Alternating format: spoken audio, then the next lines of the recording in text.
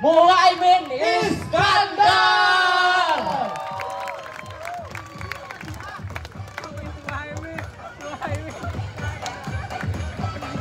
Tepuk tangan dulu dong semuanya. Gus Muhaimin ada di Depok. Mantap. Terima kasih Gus.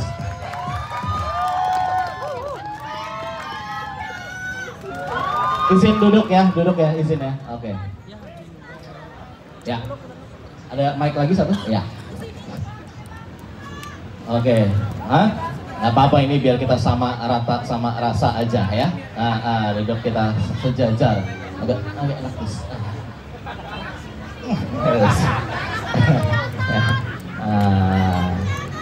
Gimana Gus, kabar sehat? Alhamdulillah, assalamualaikum. Selamat malam, senang sekali, ramai sekali. Alhamdulillah, terima kasih semuanya bisa ketemu. Tepuk tangan untuk kita semua. Yes. Tanpa berlama-lama Gus, kita langsung mulai boleh ya, izin ya? Silakan. Baik, kita langsung saja ke segmen yang pertama. Ini dia segmen Apa Nih Min?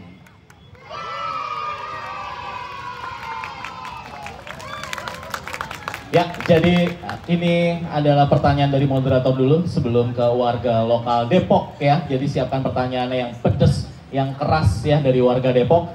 Tapi ini dari moderator dulu. Nanti Gus Imin diberikan waktu 2 menit untuk menjawab pertanyaan dari kita.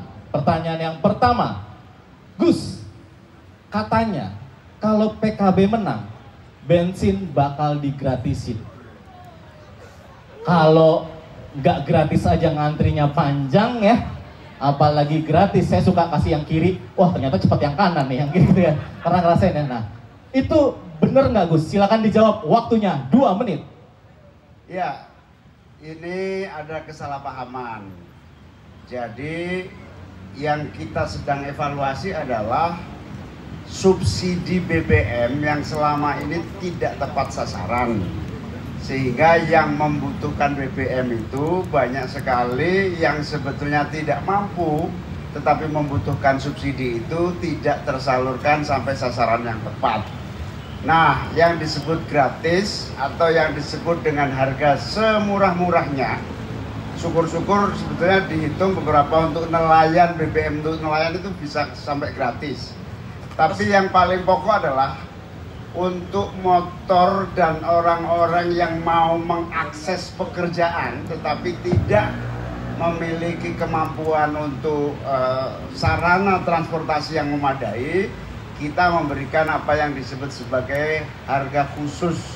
Nah, harga khusus itulah yang subsidi total, di mana orang-orang yang paling miskin mendapatkan harga yang paling murah, dan bahkan untuk nelayan yang benar-benar membutuhkan BBM solar secara gratis. Kira-kira begitu. Oke, sudah terjawab. Gimana Ji? Ya, tapi apa yang kesebar yang BBM gratis Gus? Ya, itu salahnya mana? Ada orangnya nggak? Salahnya jubirnya yang ngomong gitu. Wah. Bukan maksudnya. Ya gimana ya? Ya gimana Ji? Ya pokoknya intinya itu tadi sudah maksudnya nggak jadi semuanya ya, tapi pasti janjinya nggak mungkin muluk-muluk dan pastinya ditepati semua ya Gus ya. Oke, tepuk tangan dulu, jawaban Gus Imin sudah terjawab. Gus, itu siapa? Mau Aji dulu atau? Aku dulu lah. Oh, gantian lah. Oke, siap. Iya, soalnya aku dengar lagu Jingle Amin. Oke. Yang Amin. Nah. Wah, ada siapa nih di sini nih yang suka? Nih. Wah, kita disabotase nih. Cak, gimana, Cak? Oke, nah jadi di situ aku kan penonton konser nih. Suka banget aku nonton konser. Di situ ada lirik konser di lapangan desa. Bisa nonton konser di setiap lapangan desa, nggak perlu ke Jakarta. Nah, ini boro-boro di lapangan desa gitu. Di Depok aja kita mau nonton konser harus ke Jakarta, Cak. Gimana itu? Iya, jadi sebuah konser itu bisa dilaksanakan apabila ada infrastruktur pendukungnya. Apa itu? Baik itu situasi transportasinya,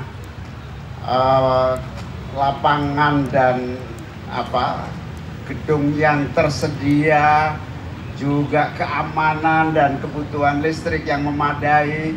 Intinya adalah setiap lapangan desa harus menjadi pusat inovasi dan kreasi kaum muda. Tetapi yang paling pokok nanti, setiap ibu kota provinsi dalam waktu 5 tahun harus menjadi Jakarta kecil yang siap melaksanakan konser. Nah, itu di setiap ibu kota provinsi. Di setiap ibu kota provinsi kita bikin sarana dan prasarana yang memadai sehingga konser apapun bisa dilaksanakan, siap di misalnya di Banjarmasin, siap di Makassar, apalagi di berbagai kota-kota provinsi harus siap. Nah, sementara yang disebut di lapangan desa itu adalah bagaimana agar setiap desa memiliki sarana inovasi, kreasi, pertunjukan, dan untuk ekonomi kreatif yang menumbuhkan inovasi dan semangat untuk mengekspresikan daya cipta dan daya seni. Nah, karena itu kita ingin menghidupkan lapangan-lapangan bola di seluruh desa, dan wajib hukumnya tiap desa satu lapangan untuk kemajuan olahraga dan hobi kita. Oh, Jadi, konser main bola pasti bisa difasilitasi. Oh, di sini mana? Kalau di Depok, GDC ya? Alun-alun juga ada. Alun-alun ya? Depok. Tiap sore di Depok ya. Ya, Cuman sampai sore ya, ada jam malamnya ya. ada ya. Ya, siapa tahu kan Depok nanti ada konser Blackpink di Depok kan, keren Wah. juga ya.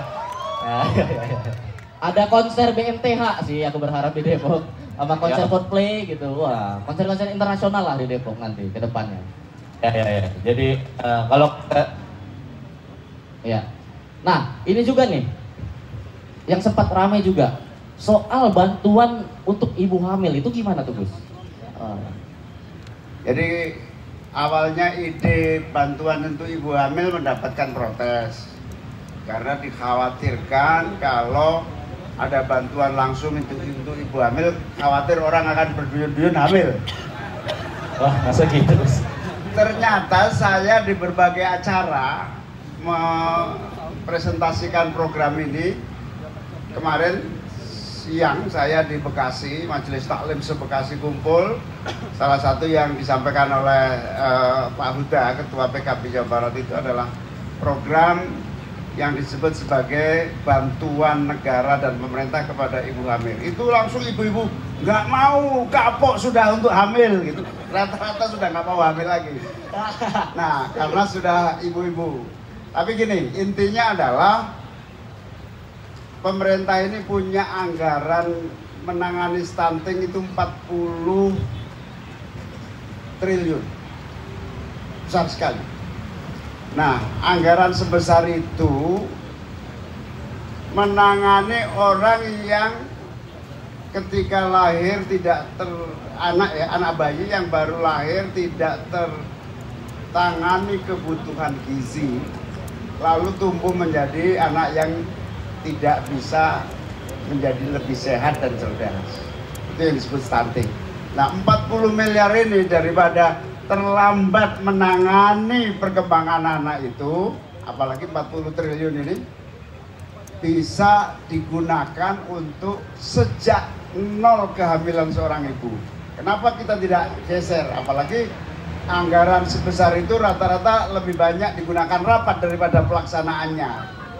Nah, karena itu kita akan laksanakan betul yang namanya sejak nol kehamilan seorang ibu, terutama yang paling miskin, harus mendapatkan perhatian. Ini perintah agama ya, yang disebut sebagai hifdzun nasl, menjaga keturunan itu kewajiban negara. Kalau keturunannya sehat, maka nanti generasi ke generasi akan unggul dan bisa bersaing. Tapi sejak hamil tidak diperhatikan, akan memetik apa yang disebut generasi stunting yang sangat mengkhawatirkan.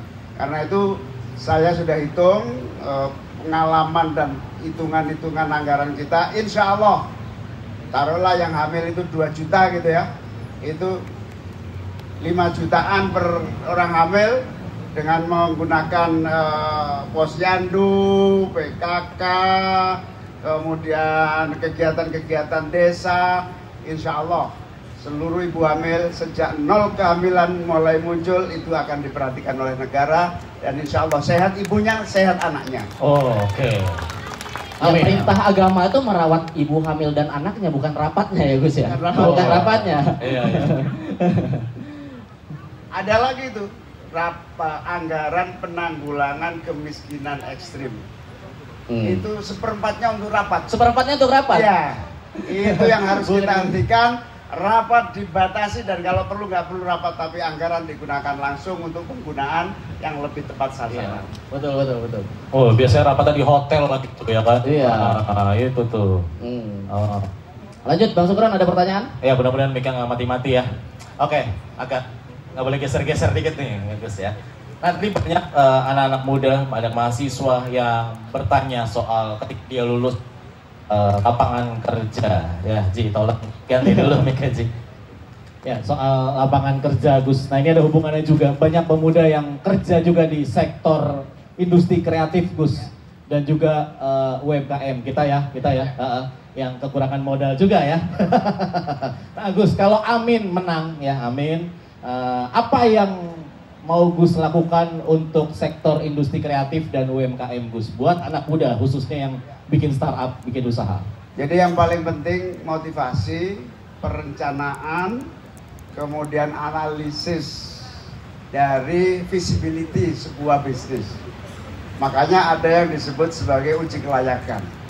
Tapi kita yakin negara menginvestasikan uangnya untuk membuka peluang usaha dan memupuk potensi bisnis anak-anak muda, tidak akan pernah rugi. Oleh karena itu kita berani menyampaikan bahwa untuk para pebisnis pemula kaum muda itu bisa kita switch anggaran dari misalnya yang dulu digunakan sebagai KUR, kita geser dengan cara cara pengelolaan sistem perkreditan baru. Nah, dalam hal ini insya Allah kalau 10 juta perintisan bisnis dengan tentu saja visibility-nya yang ketat ya, 10 juta per bisnis awal, apalagi kalau beberapa pelaku bisnis bergabung dalam satu koperasi yang menjadi satu semacam advisor, semacam visibility kolektif gitu. Satu pebisnis pemula bisa maksimal 10 juta rupiah tanpa agunan dan tanpa bunga. Yang penting biasanya ibu-ibu yang sukses itu, sukses bisnis di UMKM itu lebih bertanggung jawab mengembalikan kreditnya dibanding yang kredit besar-besar. Jadi perbankan itu sukses justru di tingkat bisnis kecil. Karena pengalaman itu sudah berlangsung di India, namanya Garment Bank yang ada di India berhasil. Kemudian kita juga melihat berbagai kegiatan BMT yang berhasil memberi kredit kecil itu kita ambil ke negara dengan sebagai contoh. Insya Allah kaum muda yang mau berbisnis maksimal 10 juta tanpa agunan, tanpa bunga bisa memulai bisnis itu. Dari 10 juta? 10 juta. Sampai berapa, Gus? Maksimal 10 juta. Maksimal 10 juta? Oh, 10 juta bisnis. Ya, lumayan. Tepuk tangan dulu, Gus Imin. Itu bisa tuh bisnis kecil-kecilan kayak cireng redisai ya. Ada ibu-ibu. Baru biasanya bisnisnya cireng-cireng gitu ya kan. Ya. Tapi dari tadi Gus Imin kalau kita perhatiin ngomongnya soal ngeluarin duit, terus yang ngeluarin uang, terus Gus ya. Kayak tadi program ibu hamil angkanya gede 40T, terus tadi maksimal 10 juta. Nah, program-programnya berhubungan dengan uang, ngeluarin uang. Nah, pertanyaannya adalah dari mana uangnya? Ya. Nah, dari mana tuh Gus? Takutnya kan kalau ini janjinya Gus uang nanti ada janji ke pihak lain juga atau gimana kita? Saya itu dari 1999 sudah jadi anggota DPR, bahkan sudah jadi pimpinan DPR RI. Ya. Jadi tahun 99 masuk, langsung jadi pimpinan DPR RI, sehingga saya tahu persis. Bahkan tahun 2009 saya jadi menteri. Jadi tahu persis sebetulnya kesungguhan mengelola anggaran dengan niat yang tulus sekaligus political will, kemauan politik yang benar-benar detail, yang benar-benar mengerti prioritas, saya lihat sudah saya petakan, bahkan tim saya juga membaca satu persatu. Insya Allah yang saya sampaikan bukan omong kosong, tapi tersedia anggaran negaranya. Yang kedua, jangan ragukan saya sudah pernah 10 tahun bersama Pak SBY, 10 tahun bersama Pak Jokowi. Nampaknya saya meyakini kalau cuman menjadi menteri atau DPR, ya kita lebih banyak kompromi. Tapi kalau jadi presiden atau wakil presiden, kita yang menentukan. Kira-kira begitu. Amin. Mantap. Mantap, amin. Luar biasa. Kita tunggu ya. Berarti harus bisa ya, political will-nya harus lebih mungkin kalau jadi capres cawapres, jadi presiden dan wakil presiden. Apalagi kalau kemudian sistem penerimaan anggaran, yaitu sumber-sumber pendapatan negara betul-betul ditelusuri satu persatu, akan sangat lebih banyak lagi. Oh, berarti nggak perlu harus ngutang dana. Nggak perlu ngutang. Nggak perlu ngutang, hilang. Soalnya kalau ngutang tuh kadang suka nyebelin orang. Orang ngutang suka nyebelin ya, suka hilang ya. Tiba-tiba story lagi jalan-jalan ya, dua-duanya mati. Banyak nih mati. Ya. Oke, nggak apa-apa, kita sambil lanjut sambil nunggu mic. Ada ya, nunggu mic ya, dikasih juga ganti baterainya atau gimana ya. Oke, Gus. Oke, kita lanjut ke pertanyaan selanjutnya. Tadi sudah berhasil semua dijawab selama 2 menit. Tepuk tangan dulu Gus Imin. Dan tepat waktu ya, tepat waktu semua. Dan kita Sesuai waktunya ya. sesuai waktunya. Bisa lah nih, aman. Untuk latihan debat besok. Nah, aman lah Jumat ini ya. Semangat Gus. Oke, jadi ini main jawabnya tadi kan 2 menit lumayan panjang kata-katanya. Sekarang cukup menjawab 1 kata saja ya. Jadi silakan jawab cepat nih Gus ya. Jadi langsung ya. Coba mohon izin mic-nya sudah ready? Oke. Yes, siap. 1 kata untuk mental health. Kesejahteraan. Wah. Kalau kesejahteraan terpenuhi, insya Allah mental health tidak ada lagi. Tapi kayaknya seingat saya Gus ya, Gus pernah jawab agak beda pas di podcast mana gitu deh. Kayaknya Mana ya, tuh, mana? podcast yang ini loh, yang agak-agak rambutnya jarang itu loh. Kayaknya Gus ngejawab waktu itu apa ya, tahu apa tempe gitu ya. Nah itu gimana Gus? Yang mana jadinya, kesejahteraan atau yang? Ya, jadi karena waktu itu, jadi intinya adalah bahwa akar masalahnya bukan di mental health-nya. Akar masalahnya adalah beban hidup yang berat, suasana transisi ekonomi yang tidak memberikan peluang yang baik.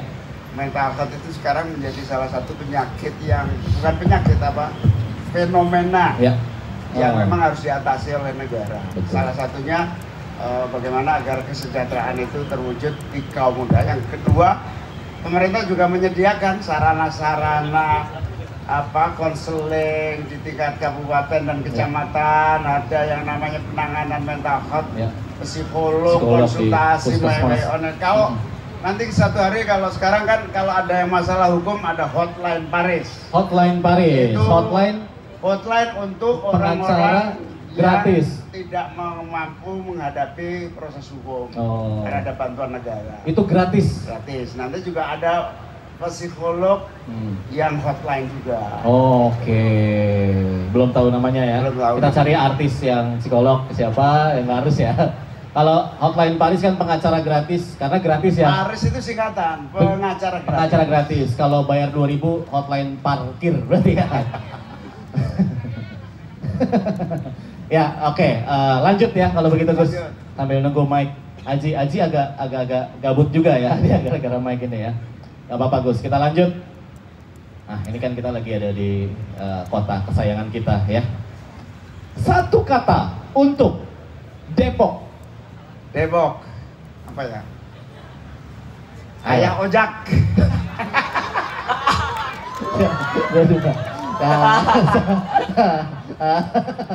Serius Gus, serius. Masa ya ojak? Iya sih, ada Ayu Ting Ting di sini. Tapi Bapaknya Ayu Ting Ting. Iya. Masa ya ojak? Macet.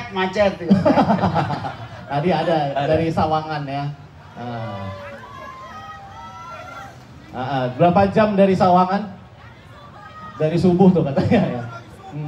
Subuh juga tetap macet ya. Serius Gus? Udah itu benar macet.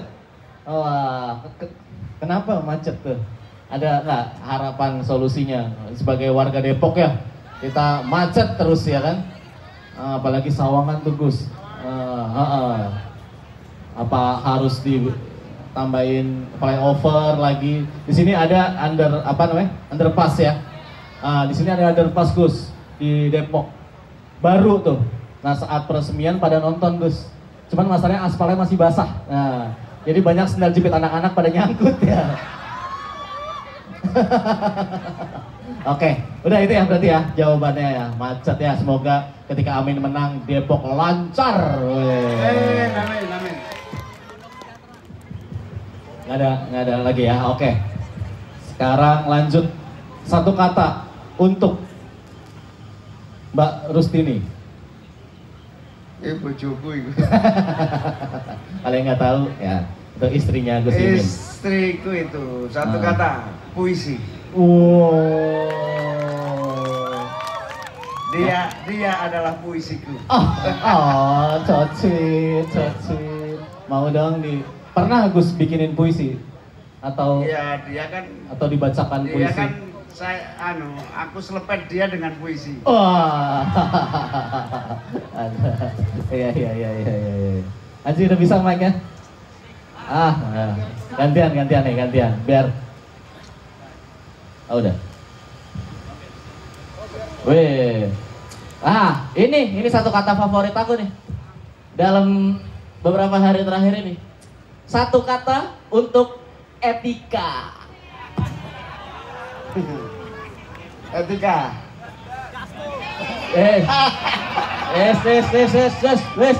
Gak bahaya tak? Gak bahaya kok, kecuali saya kasih mic nih. Ada Kompas ya. Oke, Gus. Oh iya ini live Kompas ya. Iya, agak hati-hati Gus ya. Supaya nggak ada yang tersinggung ya. MK. Nggak tersinggung jawabannya. Gus Imin ini memang luar biasa deh. Langsung ya. Ini terakhir. Ini terakhir, habis itu kita langsung masuk sesi. Siap ya pertanyaannya ya? Iya. Siap ya? Siapin ya semua ya. Nanti mudah-mudahan kebagian Ini. semua. Nggak mungkin sih, tapi mewakili setidaknya. Oke. Terakhir satu kata untuk debat cawapres. Akhirnya yang ada itu Gus ya. Satu kata. Deg-degan. Kenapa deg-degan Gus? Soalnya tiga-tiganya deg-degan semua itu. Pasti deg-degan ya. Kayaknya kalau Gus Imin harusnya nggak deg-degan, yang lebih deg-degan yang lain deh. Ya. Nah kita semua yang nontonnya deg-degan. Iya yang nonton maksudnya. Lawan yang paling berat siapa Gus? Emang boleh tanya begitu? Emang ada di skrip tuh. Beberapa hari ini wartawan ngejar pertanyaan itu ya. Mana lawan yang berat? Saya susah menjawabnya ini karena kalau dijawab salah nanti ya sudah saya bilang sama-sama beratnya. Atau berat untuk diri sendiri juga Gus ya? Menahan agar tidak keceplosan gitu juga kan berat ya. Nah bagus, tapi tadi menahan agar tidak keceplosan. Berarti ya semuanya berat lah ya. Iyalah, semuanya pasti berat lah. Ya. Yoi. Kita langsung nih berarti langsung lanjut kita ya? lempar ke warga Depok nih, anak muda Depok. Warlock ya, kita Yoi. kasih kesempatan untuk pemuda-pemuda Warlock Depok. Yoi. Kita langsung masuk ke segmen selanjutnya. Jawab Mi.